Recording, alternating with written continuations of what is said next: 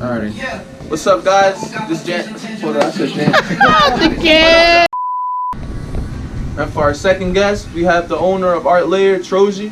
We want to shout out our first sponsor, American Food Safety Institute, for showing love and getting the guys out here. And if you guys need any food licenses, you could just call them at 800-723-3873 for food trucks, licenses, restaurants, and corner stores. Alright guys, this is our second class at Vibes. So we give a round of applause to my guy Trozie.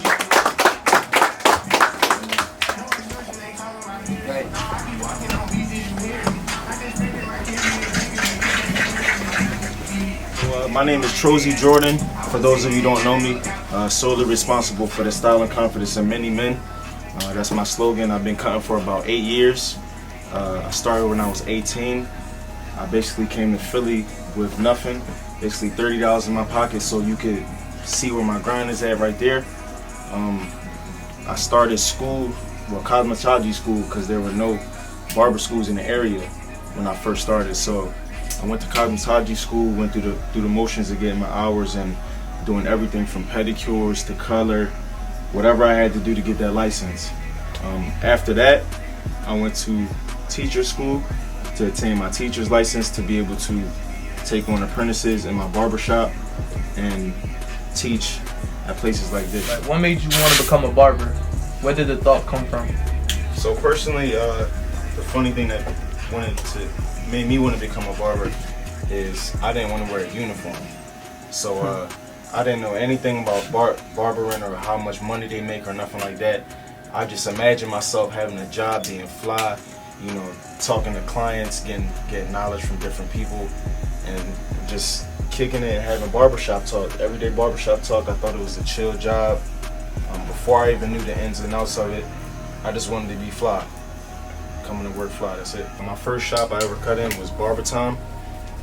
Going into that barbershop, I got in there by the skin of my teeth because I didn't know what I was doing. I barely knew how to cut hair. I was at a very introductory level, so I kind of like faked it till I made it in that barbershop. I was getting ready to get fired like twice, messing up cuts and being inexperienced. But he ended up keeping me miraculously because one of the other barbers had got locked up and he just needed extra help that weekend. So just as he was about to fire me, he needed me. So those 2 extra days in the barbershop, I'm like, listen man, I ain't about to lose this job. So I went hard. They're like, yo, how you get nice in like 2 days? I'm like, listen, I need this money, that's why.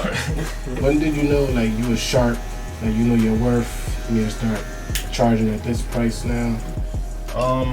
It's a process, man. It's not like one day I woke up and I knew, you know, I was the shit or nothing like that. It's a process. You gain more knowledge and you start getting more clients. And honestly, I let the people say it. I don't like to, you know, tell myself I'm sharp or tell myself I'm a legend. I'd like to get it from other people. So when did your career like escalate? Like when did you know like your clientele was crazy and you was always cutting all the time? Like when did it just go up? I would say when I was at Barber Time, and I feel like a big part of it was when I stepped onto like a more uniform way of booking. Like when I started doing online booking, and I made it easy for people to access my schedule 24/7. That's when the clients started rolling in. The more organized I became, the more booked I became. What do you feel is the biggest responsibility as a barber? The biggest responsibility for me it's more than a barber at this point. The biggest responsibility for me as a shop owner is making sure all the clients that come through my barbershop are service to their maximum potential, and they get that Art Lair experience. My whole thing is the experience. I don't want you to just come in for a fade and shape up, because anybody in Philly, it's a lot of hitters in Philly that's nice to that, you feel me? So I like my clients to be able to come in the shop and like look at things and be like, it's an experience. So added on to that question, to your response, what makes your barbershop different from others? For one, it's just the aesthetic. It's the feeling that you get when you come inside of it. It has a lot of artwork. It's 2 floors, so 2 floors with 3 different rooms, and all 3 different rooms give you a different vibe. So it's just the versatility of it. The fact I have, mad versatile barbers. They can cut any type of hair, and they all great with the customer service. And the location is prime as well. What do you look for in a barber to work at your shop? Going back to versatility, that's one of the main things I look for in barbers. I feel like nowadays it's a bad stigma on certain barbershops that, oh, this barbershop can only cut this type of hair, this race can only cut this type of hair. So I want to make sure, I want to kill that, what they call it, I want to kill that stereotype barbershop, that stereotype on barbershops, bringing in versatile barbers to my shop. Another thing I look for is style. I'm a firm believer that if you don't have style, how you gonna give it to somebody?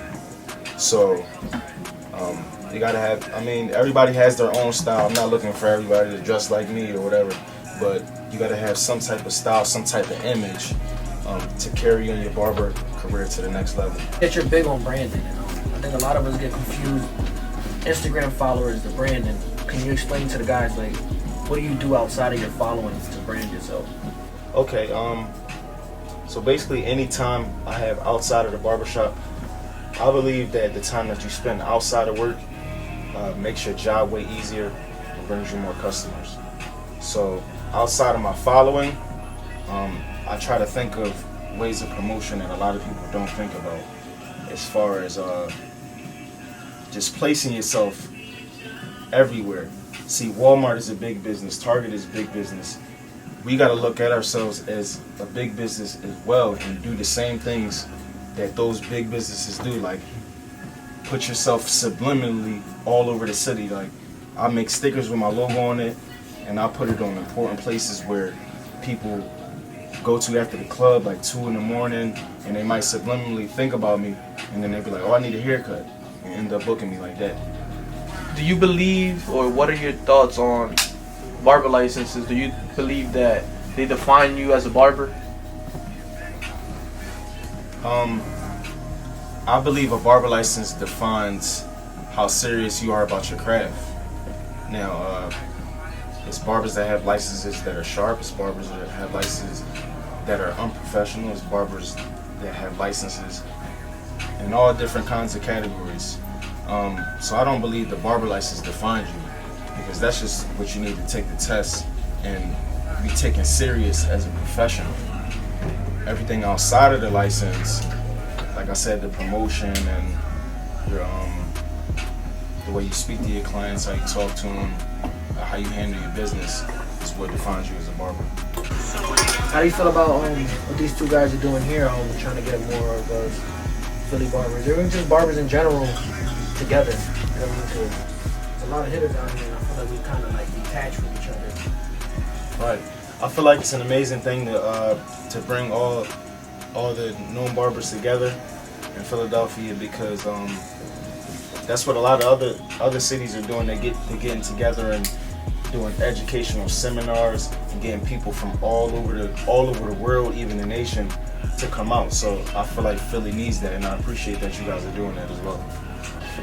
We all want to know, as barbers, being the fans of barber in the industry, what's your top 5 barbers in Philly? Top 5. In Philly? In Philly. And only in Philly. Man, listen, number 1, you already know I gotta go with my guy Mizé. That's my main barber. 2, it's not easy, man. So many hitters. 2, I feel like personally, since I know him, like, and he used to work with me at my shop, Technique, and I'm very proud of how Technique went and got his own shop, and he followed a lot of the moves, and he took heed to a lot of the advice I gave him. So I got to give him number 2 for that. This is an underground barber. A lot of cats, a few of you might know him. He's not really big on Instagram like that, but my barber named named Rick. He used to work with me at Barber Time. Rick recognized a lot of you guys from when y'all first started cutting hair. If y'all don't know him, he still works at Barber Time. I just like him for his morals, and like he taught me a lot. I'm gonna throw Van de Goat in there. Just for the fact I need some older cats in there. You know, it's a different. I feel like it's different levels and different categories. Like in the older category, like McKinney and Mike Sharp and all the older guys, Van de Goat got the most respect from me. I'm still gonna count him as Philly. That's PA. Tyreek Jackson. That's one of my idols. I look up to Tyreek Jackson because, for one, he has what my goals are. 2 shops in the school. I want 3 shops by the time I'm 30, but he has 2 shops in the school, and that's very hard to manage. So I gotta give him big ups for that, and how often his education and all the content that he puts out helps a lot of new and upcoming barbers. So I gotta put him on the list. I want to thank everybody for coming out to Vib'in Out episode 2. We want to shout out Trozie for giving us a great class on the haircut and for giving a great interview. And also shout out to American Food Safety Institute.